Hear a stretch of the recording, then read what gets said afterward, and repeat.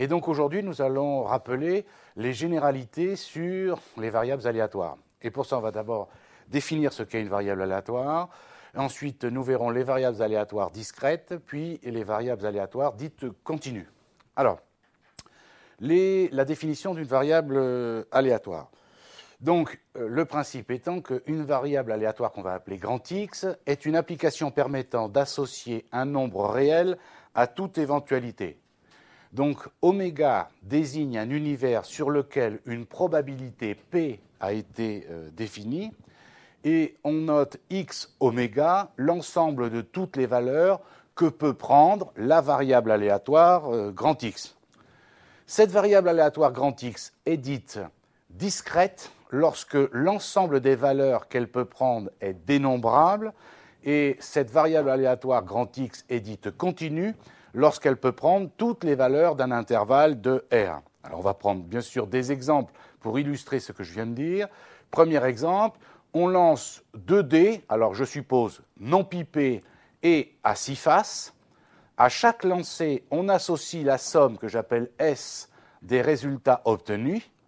Donc, S est une variable aléatoire qui peut prendre toutes les valeurs de S oméga. Alors, quelles sont les valeurs que peut prendre cette variable aléatoire? On est bien d'accord, regardez bien, la variable aléatoire, c'est à chaque lancer, on associe, à chaque lancer de 2 dés, à 6 faces, non pipés, on associe la somme des résultats obtenus. Est-ce que tout le monde est d'accord pour comprendre que S oméga, les valeurs que peut prendre la variable sur cet intervalle, c'est bien 2, 3, 4, etc., 11 et 12. Ça ne peut pas être 1, puisqu'il y a 2 dés au minimum. C'est 2, vous voyez, au départ, ça reste quand même du bon sens. Ça ne peut pas être plus de 12. C'est pour ça que j'ai spécifié 6 faces, parce que je vous rappelle qu'il existe quand même des dés à 8 faces, par exemple. D'accord? Donc, ça ne peut prendre comme valeur que de 2 à 12. Dans cet exemple, S est bien une variable aléatoire discrète parce que l'ensemble des valeurs que peut prendre S est dénombrable. Donc, ça veut dire qu'il n'y a pas une infinité de possibilités. C'est bien ça le cas d'une variable aléatoire dite discrète. Deuxième exemple. On lance plusieurs fois de suite 2 dés jusqu'à ce qu'on obtienne un double 6.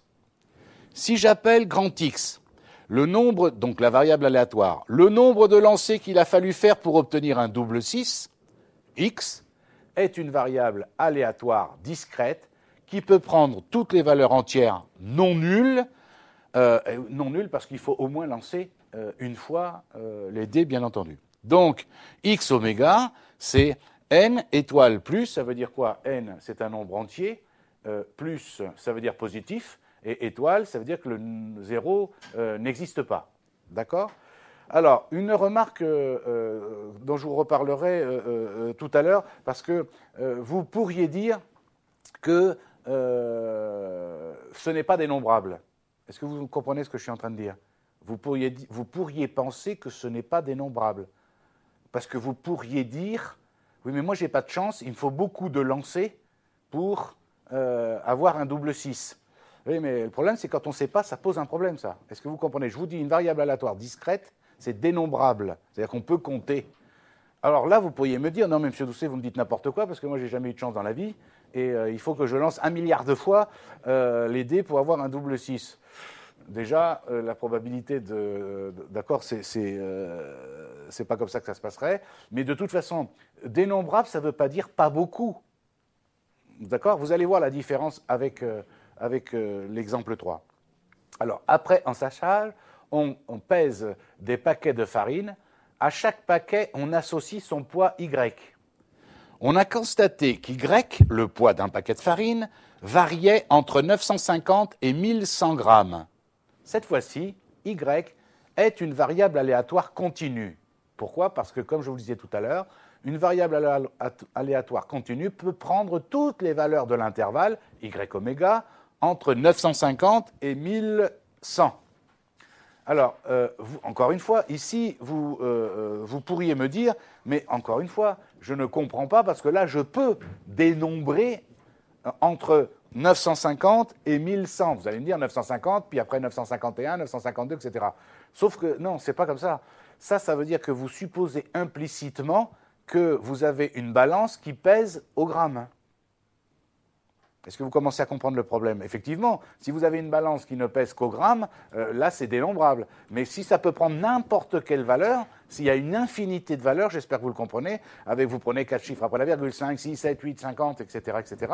Si vous aviez une balance assez précise, c'est bien une variable aléatoire continue par rapport à, par exemple, l'histoire des dés, où là, il y a potentiellement, si vraiment on n'a pas de chance, il faut lancer plusieurs fois le dé, même voire beaucoup de fois, pour obtenir un double 6, mais c'est toujours dénombrable. Tandis que là, c'est infini, on est bien d'accord, puisque là, ça va dépendre du degré de précision de la balance. Maintenant, une fois qu'on a défini ce qu'étaient des variables aléatoires, on va voir les variables aléatoires discrètes. Alors, d'abord des généralités.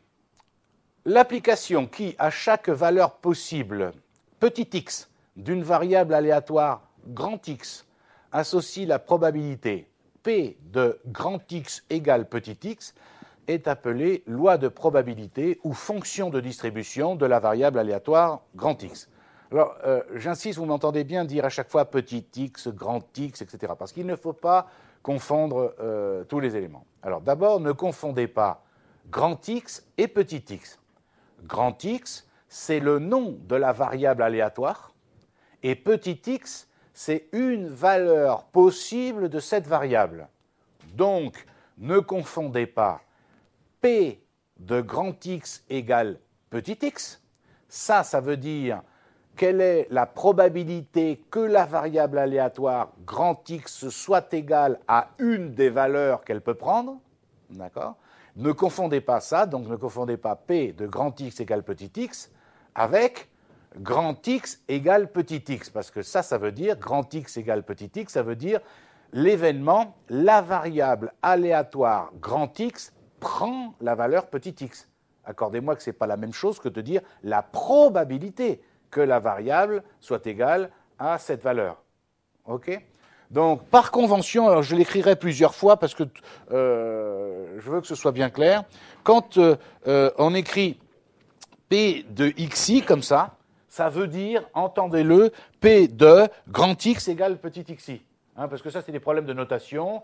Moi, j'aime bien, a priori, j'aime plutôt écrire P de grand X égale petit xi. Mais par convention, quand on écrit P de xi comme ça veut dire ça. Ça va, vous me suivez ? Parce que vous avez des auteurs qui emploient l'une ou l'autre, voire les deux dans le même contexte. Alors, on va prendre évidemment des exemples, bien sûr. Alors, premier exemple, une entreprise de location de voitures située dans un aéroport possède 3 limousines à louer à la journée. Et je précise, évidemment, on ne peut donc pas louer une limousine plus d'une fois par jour. Puisque quand on loue une limousine, on imagine, c'est à la journée. Donc on ne peut pas, la même limousine ne peut pas être louée plusieurs fois dans la journée. Donc, X, grand X, la variable aléatoire, désignant le nombre de limousines louées par jour, cette entreprise a pu établir la loi suivante sur le mois précédent. Alors, je répète, grand X, c'est le nombre de limousines louées. Petit x, ce sont les valeurs que peut prendre la variable aléatoire grand X. Je vous rappelle qu'il y a 3 limousines, donc on peut en louer soit 0, soit 1, soit 2, soit 3. Et ils ont calculé la probabilité que la variable aléatoire grand X, nombre de véhicules loués par jour, de limousines louées par jour, soit égale à 0, ou à 1, ou à 2, ou à 3. On imagine que la probabilité qu'il y ait 0 limousine louée dans la journée, c'est 60% sur le mois précédent. Une limousine louée sur la journée, c'est 25%, etc., etc. Donc, bien comprendre le principe. La variable aléatoire grand X, nombre de limousines louées par jour, peut prendre les valeurs petit x, 0, ou 1, ou 2, ou 3. Puisqu'elle a que 3 limousines, elle ne peut en louer que 0, ou 1, ou 2, ou 3 par jour. D'autre part, elle s'est rendue compte, par exemple ici, que pendant 60% du temps, elle ne louait aucune limousine. Pendant 25% du temps, elle en louait une. Pendant 10% du temps, elle en louait 2, etc., etc. Autrement dit, la probabilité de louer une seule limousine dans la journée est de 25% dans cet exemple-là. Donc, est-ce que vous voyez bien la différence qui existe entre la variable aléatoire elle-même, grand X, le nombre de limousines louées, avec la probabilité que cette variable aléatoire prenne une valeur 0 ou 1 ou 2 ou 3. Donc, pas de confusion à ce sujet.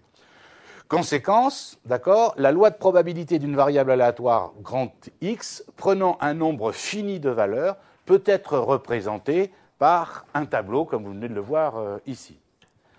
Deuxième exemple maintenant, vous allez voir que c'est différent. Sur une ligne de bus, 20% des voyageurs n'ont pas payé le ticket. Chaque matin, un contrôleur vérifie les billets jusqu'à ce qu'il tombe sur un fraudeur. Grand X désigne le nombre de personnes qu'il a fallu contrôler pour en trouver une en situation irrégulière.